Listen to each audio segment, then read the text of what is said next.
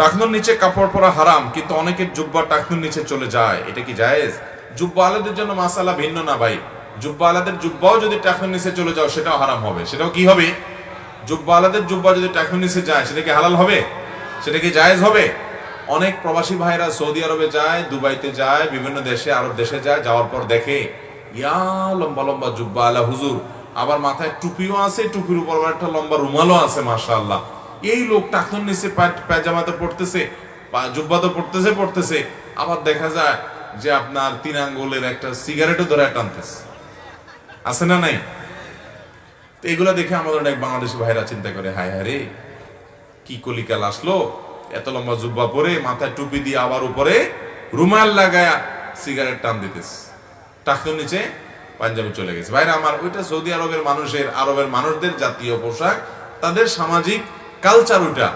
এটা দিয়ে আপনি আলেম বা তাকে হুজুর মনে করার কোনো কারণ।